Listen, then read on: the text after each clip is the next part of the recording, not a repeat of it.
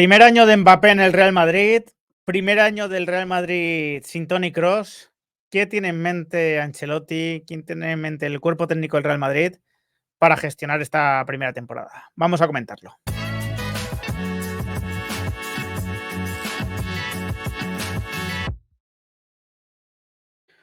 Muy buenas a todos, ¿qué tal? Bueno, pues traigo un vídeo que no es solo opinión, es también de información, es un vídeo, bueno, pues que pues viene, ¿no? Obviamente de información que he podido extraer del cuerpo técnico del Real Madrid o de ese entorno, el cuerpo técnico del Real Madrid. Y creo que es información bastante lógica, además, ¿no? Y que puede casar con la opinión que yo mismo tendría y que también os voy a desarrollar, ¿no? ¿Cómo va a jugar el Real Madrid en el primer año que no va a estar Toni Kroos, en el primer año que sí que va a estar Mbappé? Pues resulta bastante interesante, desde luego. Si os gustan este tipo de vídeos, que estamos ya cerca de los 200.000 suscriptores cuando estoy grabando este vídeo, pues ya sabéis, ¿no? Uníos a la familia y pronto lo celebramos. Em, a ver, resulta obvio, ¿no? Que Mbappé, Toni Kroos no tienen nada que ver entre ellos, ¿no? Más allá de que son grandes jugadores, ¿no? Pero es prácticamente la única cosa en común. Simplificarlo, ¿no? Y decir que llega Mbappé y se va Kroos sería una absurdez, ¿no? Sería algo, bueno, pues demasiado banal, ¿no? Está claro que no llega uno por el otro. Pero lo cierto es que en un once titular que podamos imaginar todos, eh, pues ahora mismo es el principal cambio, ¿no? Un centrocampista menos, un delantero más. Esto puede ocasionar, obviamente, que el Real Madrid en algunos partidos juegue con 4 centrocampistas y no se note ese centrocampista menos, pero lo que está claro es que cuando tú pierdes a Toni Kroos y ganas a Mbappé, bueno, pues estás ganando una serie de cosas y estás perdiendo otras, ¿no? Y esto lo tiene presente el cuerpo técnico, ¿no? Que considera que el Real Madrid tiene ahora mismo tanto talento ofensivo, tantas opciones, tanta verticalidad, que necesariamente, ¿no? Aunque no se hubiese ido Kroos, ya tendría que cambiar algo el sello del equipo, ¿no? Cuando tú tienes tanto potencial arriba, tanto nivel, tanta capacidad de meter goles, obviamente vas a tener que ser un equipo que ponga más peso en esa faceta del juego, ¿no? En la faceta del ataque, de la realización, ¿no? Del definir en el área contraria. Esto, insisto, teniendo a Toni Kroos, pero si aún encima se te ha ido el principal gestor de juego, el jugador que ponía pausa, el jugador que elegía los momentos del partido donde había que volcarse y los momentos del partido donde incluso convenía esperar más atrás, ¿no? Bueno, pues se junta el hambre con las ganas de comer. Y en el Madrid, insisto, son conscientes de esto. El Real Madrid de la temporada 24-25 va a ser un equipo más vertical. Indudablemente va a ser un equipo más vertical, va a ser un equipo que se va a partir más, que va a tener más distancia entre líneas. Esto de partida puede parecer malo, ¿no? Porque tener distancia entre líneas no es lo ideal, pero también te puede generar, ¿no? Una serie de situaciones de cierto caos que te favorezcan mucho, ¿no? Por la potencia que tú tienes arriba.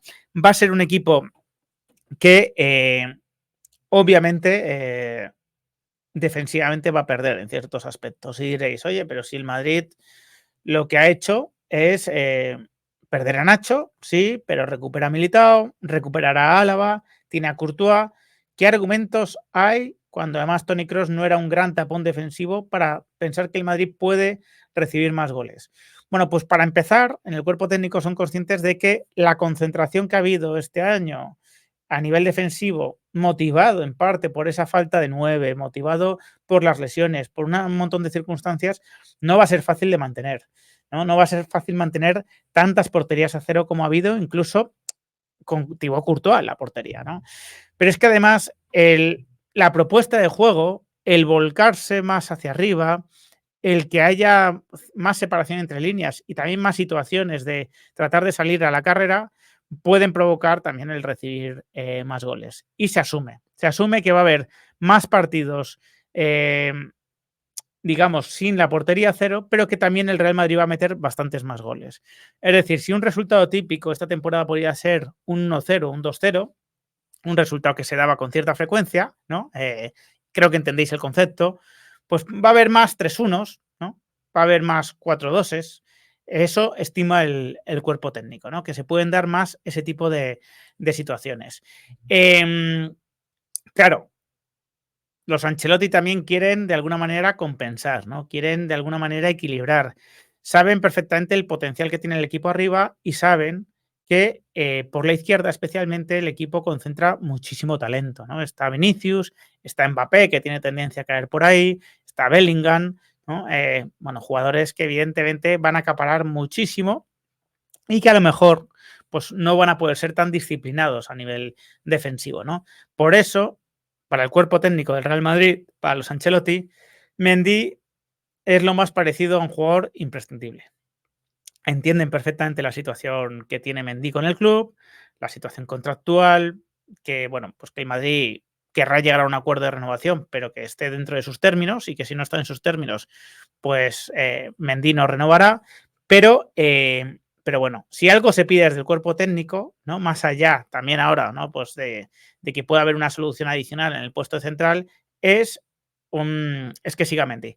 Porque consideran que es el equilibrio, ¿no? O el contraste perfecto con un poderío ofensivo que se centra por la izquierda tan descomunal, ¿no? Creen que es un poco como el yin y el yang, ¿no? Necesitamos explotar al máximo todo ese talento ofensivo, pero hay que sostenerlo, ¿no? Hay que poder sostenerlo, hay que hacerlo equilibrado. Y Mendy es un jugador ideal en ese aspecto. Por eso, Alfonso Davies no es una prioridad a nivel cuerpo técnico, ¿vale? Si lo es, bueno, o si es un jugador que desde luego gusta mucho en el club, ya veremos cómo acaba ese asunto, ¿no? Pero a nivel cuerpo técnico, a nivel puramente técnico y táctico, no es algo bueno, que los Ancelotti estén reclamándole al club, ¿no? El fichaje de Alfonso Davies. Si llega, será muy bien recibido y seguro que buscarán la manera de sacar el máximo de él, ¿no? Pero Mendy se considera un jugador tremendamente importante, ¿no?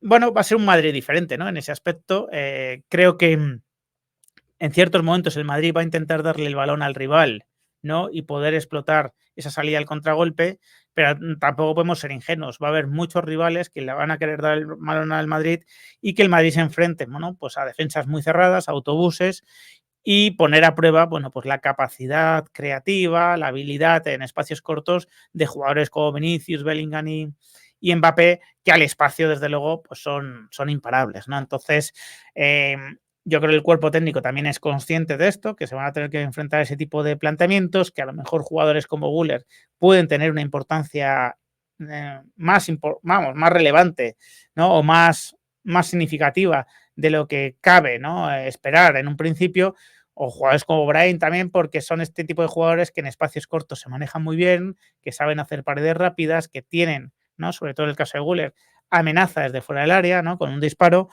Y, y bueno, va a ser un Real Madrid diferente, ¿no? Por lo menos en la cabeza de Ancelotti, ahora mismo, hay un Real Madrid diferente al que se vio el año pasado. Probablemente en la rueda de prensa no lo va a remarcar tanto, ¿no? Porque va a querer decir que, bueno, que el plan sigue siendo el mismo, pero es que lo que no va a poder explicar es cómo no va a cambiar un equipo que recibe a Mbappé, que recibe a Endrick y que pierde a Toni Kroos, ¿no? Eso yo creo que es difícil argumentar en contra de ese cambio. Así que, bueno, probablemente será uno de esos temas que le pregunte, bueno, pues algún periodista en las ruedas de prensa, y me parece desde luego una pregunta interesante.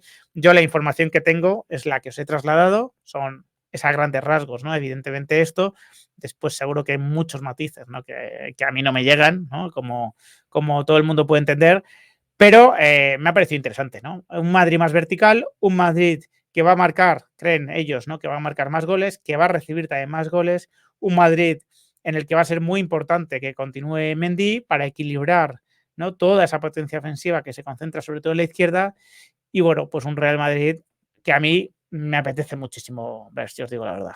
Sin más, me despido, espero vuestros comentarios. Si os ha gustado el vídeo, dejadme un like, compartidlo y suscribiros al canal los que no estáis. Un fuerte abrazo.